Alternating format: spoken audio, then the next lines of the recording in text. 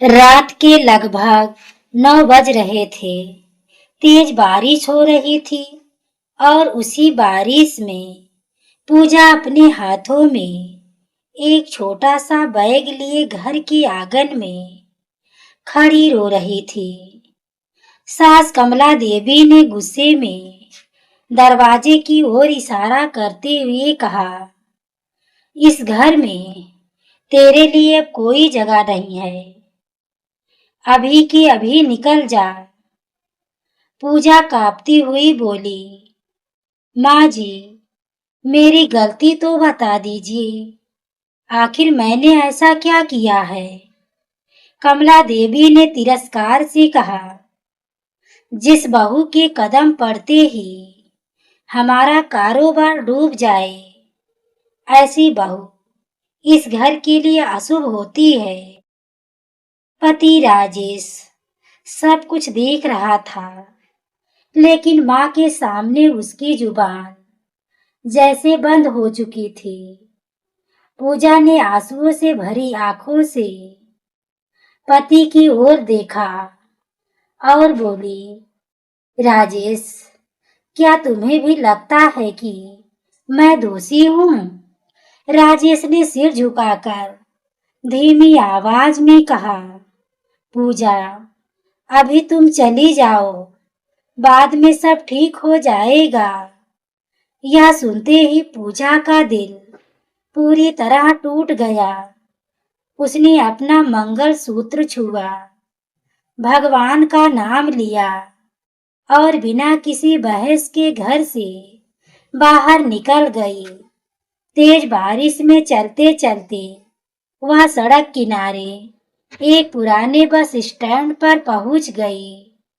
ठंड से उसका शरीर कांप रहा था, लेकिन उसके चेहरे पर हार मानने के बजाय आत्मसम्मान की चमक थी। उसी समय एक तेज रफ्तार कार उसके सामने आकर रुकी। कार से लगभग 60 वर्ष के एक सज्जन उतरे, जिन्हें अचानक सीने में तेज दर्द होने लगा। पूजा घबराई नहीं। उसने तुरंत लोगों की मदद से उन्हें अस्पताल पहुंचाया। डॉक्टर ने बताया कि यदि 5 मिनट की भी देर हो जाती तो उनकी जान बचाना मुश्किल था। होश आने पर उस बुजुर्ग ने मुस्कुराकर पूछा, बेटी, तुम कौन हो? पूजा ने नम आंखों से कहा, मैं कोई खास नहीं, बस एक ऐसी बहू हूँ जिसे आज उसके अपने घर से निकाल दिया गया है। बुजुर्ग ने उसका हाथ पकड़कर कहा, आज से तुम अकेली नहीं हो, तुम्हारा सम्मान मेरी जिम्मेदारी है। उनका नाम था धर्मवीर सिंह, जो देश भर में समाज सेवा और उद्योग के लिए प्रसिद्ध थे। धर्मवीर सिंह ने पूजा की पूरी कहानी सुनी और कुछ देर तक गहरी सोच में डूबे रहे। फिर उन्होंने मुस्कुराते हुए कहा, बेटी, इंसान की कीमत उसके कपड़ों से नहीं, उसके संस्कारों से होती है। उन्होंने पूजा को अपने महिला कौशल केंद्र का संचालन संभालने का प्रस्ताव दिया। पूजा ने पहले मना किया, लेकिन धर्मवीर सिंह बोले, यह दया नहीं, तुम्हारी योग्यता का सम्मान है। उसी रात पूजा ने मन ही मन प्रण लिया कि अब वह किसी से बदला नहीं लेगी, बल्कि अपनी मेहनत से ऐसा मुकाम बनाएगी कि उसका सम्मान खुद उसकी पहचान बन जाए। अगली सुबह जब पूजा महिला कौशल केंद्र पहुंची तो वहां सैकड़ों जरूरतमंद महिलाएं सिलाई, कढ़ाई, कंप्यूटर और छोटे उद्योगों का प्रशिक्षण ले रही थी। धर्मवीर सिंह मुस्कुराते हुए बोले, बेटी, मैं चाहता हूं कि इन महिलाओं को कोई ऐसा इंसान संभाले जिसने खुद दर्द देखा हो और दूसरों का दर्द समझता हो। पूजा ने विनम्रता से कहा, बाबूजी, मैंने कभी इतने बड़े संस्थान की जिम्मेदारी नहीं संभाली, कहीं मुझसे कोई गलती ना हो जाए। धर्मवीर सिंह हंस पड़े और बोले, जिसने बिना स्वार्थ के मेरी जान बचाई, वह हजारों लोगों की जिंदगी भी बदल सकती है। धीरे धीरे पूजा ने पूरे केंद्र की व्यवस्था संभाल ली और कुछ ही महीनों में वहां का माहौल पूरी तरह बदल गया। जहां पहले कुछ महिलाएं ही आती थी, अब दूर दूर के गांवों से सैकड़ों महिलाएं प्रशिक्षण लेने पहुंचने लगी। पूजा हर महिला से कहती, किसी के सहारे मत जीना, अपने हुनर को अपनी सबसे बड़ी ताकत बनाओ। उसकी बातें सुनकर कई टूटे हुए परिवारों की महिलाएं फिर से आत्मसम्मान से भरने लगी। इधर गांव में कमला देवी का बेटा राजेश लगातार घाटे में जा रहा था और खेत भी एक एक करके बिकने लगे। कमला देवी हर दिन भगवान से प्रार्थना करती, लेकिन घर की परेशानियां कम होने का नाम नहीं ले रही थी। एक शाम राजेश ने धीमी आवाज में कहा, माँ, शायद हमने पूजा के साथ बहुत बड़ा अन्याय किया है। कमला देवी गुस्से में बोली, उसका नाम मेरे सामने मत लिया कर। उसी के कदम पड़ते ही हमारा दुर्भाग्य शुरू हुआ था। तभी दरवाजे पर गांव के सरपंच आए और बोले, सुना है शहर का सबसे बड़ा महिला उद्योग समूह हमारे गांव में एक विशाल प्रशिक्षण केंद्र और अस्पताल खोलने वाला है। यह सुनकर पूरे गांव में खुशी की लहर दौड़ गई, क्योंकि वर्षों से लोग रोजगार और इलाज के लिए शहर जाते थे। कुछ दिनों बाद निर्माण कार्य शुरू हुआ और बड़ी बड़ी मशीनें गांव में पहुंचने लगी। गांव वाले हैरान थे कि करोड़ों रुपए खर्च करने वाला आखिर कौन है, लेकिन किसी को कुछ पता नहीं था। उधर पूजा दिन रात मेहनत करके धर्मवीर सिंह के संस्थान को नई ऊंचाइयों तक पहुंचा रही थी। एक दिन धर्मवीर सिंह ने उसे अपने कार्यालय में बुलाकर एक मोटी फाइल उसके हाथ में रखी। पूजा ने आश्चर्य से पूछा, बाबूजी, इसमें क्या है? धर्मवीर सिंह मुस्कुराए और बोले, आज से तुम इस पूरे प्रोजेक्ट की निदेशक हो और जिस गांव में यह बन रहा है उसका फैसला भी तुम ही करोगी। पूजा कुछ पल के लिए चुप रह गई, क्योंकि फाइल के पहले पन्ने पर अपने ही गांव का नाम देखकर उसकी आंखें भर आई।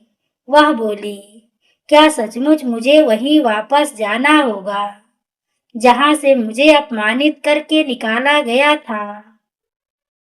धर्मवीर ने उसके कंधे पर हाथ रखते हुए कहा, बेटी, लौटना बदला लेने के लिए नहीं, बल्कि यह साबित करने के लिए कि सच्चाई की हार कभी नहीं होती।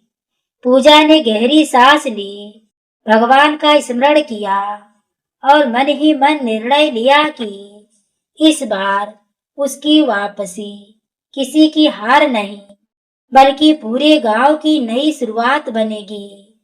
पूरा गांव उस दिन का बेसब्री से इंतजार कर रहा था, जब नए महिला उद्योग केंद्र और आधुनिक अस्पताल का उद्घाटन होना था।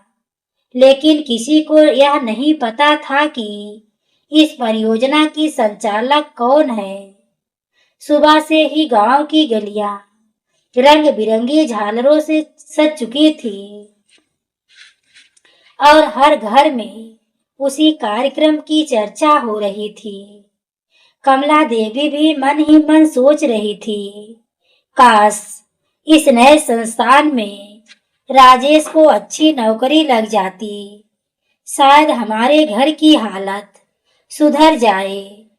राजेश ने धीमी आवाज में कहा, माँ, अगर पूजा आज होती तो शायद हमारी जिंदगी इतनी मुश्किल ना होती। कमला देवी ने गहरी सांस लेते हुए कहा, अब पछताने से क्या होगा बेटा, जो होना था वो हो गया। उधर कई गाड़ियों का लंबा काफिला गांव की सीमा में प्रवेश कर चुका था और सुरक्षा कर्मी चारों ओर व्यवस्था संभाल रहे थे।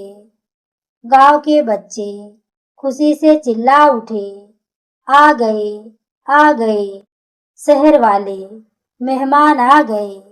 जैसे ही सबसे आगे वाली कार का दरवाजा खुला, सफेद साड़ी पहने एक आत्मविश्वासी महिला बाहर उतरी। उस महिला को देखते ही गांव के कई लोगों की आंखें फैल गई, क्योंकि वह कोई और नहीं बल्कि पूजा थी। कमला देवी के हाथ से पूजा की थाली गिर पड़ी और उनके होठ कांपने लगे। राजेश अवाक रह गया। उसे अपनी आंखों पर विश्वास ही नहीं हो रहा था कि पूजा ने सबको फोल्डेड हैंड से नमस्कार किया, लेकिन उसके चेहरे पर ना कोई घमंड था और ना ही किसी से बदला लेने की भावना।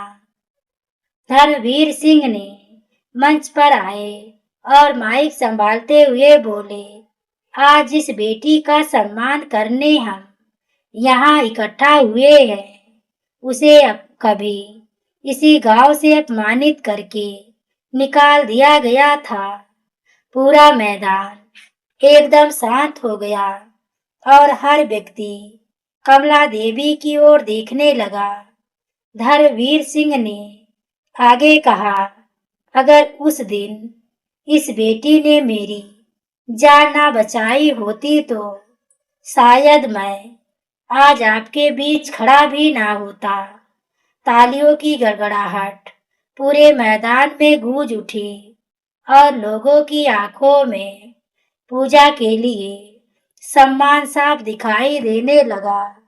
तभी कार्यक्रम के बीच राजेश हिम्मत जुटाकर मंच के सामने पहुंचा और भर्राई आवाज में बोला, पूजा, मुझे माफ कर दो, मैं पति होकर भी तुम्हारा साथ नहीं दे पाया। पूजा कुछ पल तक चुप रही, फिर शांत स्वर में बोली, गलती केवल आपकी नहीं थी राजेश, लेकिन चुप रहना भी कभी कभी सबसे बड़ा अन्याय बन जाता है। इतने में कमला देवी रोते हुए मंच पर आ गई और सबके सामने पूजा के पैरों में गिर पड़ी। वह सिसकते हुए बोली, बेटी, मैंने तुम्हें अशुभ कहा, चोर कहा, घर से निकाल दिया। आज भगवान ने मुझे मेरी औकात दिखा दी।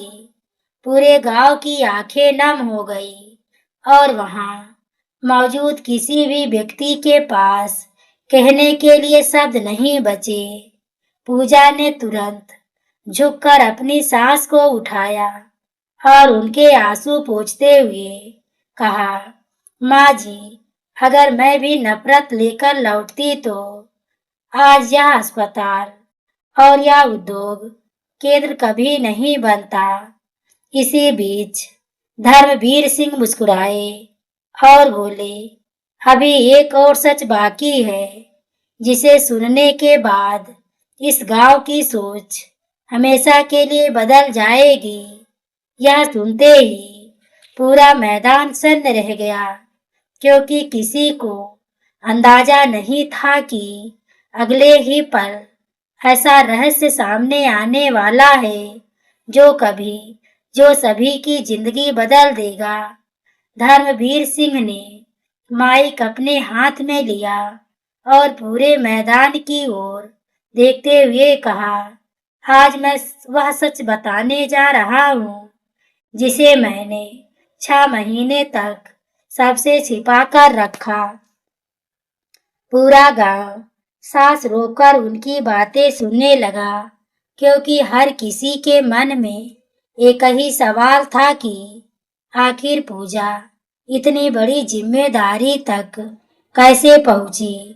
धर्मवीर सिंह ने मुस्कुराते हुए कहा, जिस रात इस बेटी को उसके घर से निकाल दिया गया था, उसी रात इसने अपनी परवाह किए बिना मेरी जान बचाई थी। उन्होंने आगे कहा, मैंने इसे सहारा नहीं दिया, बल्कि इसकी ईमानदारी और संस्कारों को पहचान कर सम्मान दिया है। पूरे मैदान में तालियों की गूंज फैल गई और लोगों की आंखों में पूजा के लिए गर्व साफ दिखाई देने लगा। धर्मवीर सिंह ने एक फाइल उठाई और बोले, आज से इस अस्पताल महिला उद्योग केंद्र और पूरे सामाजिक ट्रस्ट की मुख्य संचालक पूजा होगी। यह सुनते ही उपस्थित अधिकारी भी खड़े होकर तालियां बजाने लगे। कमला देवी रोते हुए बोली, बेटी, जिस दिन मैंने तुम्हें घर से निकाला था, उसी दिन अपने घर की लक्ष्मी को भी खो दिया था। पूजा ने उनकी ओर देखा और शांत स्वर में कहा, माँ जी, इंसान से गलती हो सकती है, लेकिन गलती मान लेना सबसे बड़ा साहस होता है। राजेश हाथ जोड़कर बोला, पूजा, अगर तुम्हारे दिल में मेरे लिए थोड़ी सी भी जगह बची हो तो मुझे एक मौका दे दो। मैं इस बार पति होने का फर्ज निभाऊंगा। पूजा कुछ क्षण तक चुप रही, फिर बोली, मौका तो मैं तुम्हें नहीं, तुम्हारे बदलते हुए व्यवहार को दूंगी। विश्वास शब्दों से नहीं, कर्मों से लौटता है। राजेश की आंखों से आंसू बहने लगे और उसने सिर झुकाकर अपनी गलती स्वीकार कर ली। उसी समय पूजा ने मंच से घोषणा की कि आज से इस उद्योग केंद्र में सबसे पहले उन महिलाओं को रोजगार मिलेगा जिन्हें कभी समाज ने ठुकराया है। उसने आगे कहा, किसी बहू को दहेज, गरीबी या झूठे आरोपों की वजह से घर से निकाल गया हो तो उसके लिए इस संस्थान के दरवाजे हमेशा खुले रहेंगे। यह सुनकर वहां मौजूद सैकड़ों महिलाओं की आंखें नम हो गई और पूरा मैदान तालियों से गूंज उठा। गांव के बुजुर्ग बोले, आज इस बेटी ने केवल अपना नहीं, पूरे गांव का सम्मान बढ़ा दिया है। कमला देवी ने सबके सामने हाथ जोड़कर कहा, आज के बाद मेरे घर में बहू नहीं, बेटी रहेगी और मैं किसी भी बहू का अपमान करने वालों के खिलाफ सबसे पहले खड़ी रहूंगी। पूजा मुस्कुराई और बोली, यही मेरी सबसे बड़ी जीत है माँ जी, क्योंकि इंसान बदल जाए तो समाज अपने आप बदलने लगता है। कुछ ही महीनों में उद्योग केंद्र में सैकड़ों महिलाओं को रोजगार मिल गया और अस्पताल में हजारों गरीब मरीजों का निःशुल्क इलाज होने लगा। राजेश भी वही ईमानदारी से काम करने लगा और धीरे धीरे उसने अपने कर्मों से पूजा का विश्वास फिर से जीतना शुरू कर दिया। कमला देवी हर सुबह अस्पताल के मंदिर में जाकर यही प्रार्थना करती कि कोई भी सास अपनी बहू के साथ वैसा व्यवहार कभी ना करे जैसा उन्होंने किया था। पूजा की कहानी पूरे जिले में मिसाल बन गई और लोग उसे सम्मान से बेटी नहीं, बदलाव की पहचान कहकर बुलाने लगे। उस दिन पूरे गांव ने एक बात हमेशा के लिए सीख ली कि जिस बहू का अपमान किया जाता है, वही बहू यदि सम्मान पा जाए तो केवल अपना नहीं, पूरे समाज का भविष्य बदल सकती है।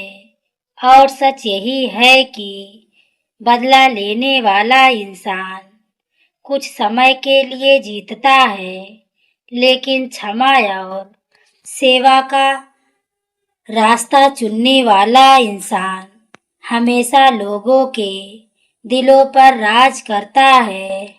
तो दोस्तों, अगर ये कहानी आपके दिल को छू गई हो तो वीडियो को लाइक, शेयर, हाइप करना ना भूलें।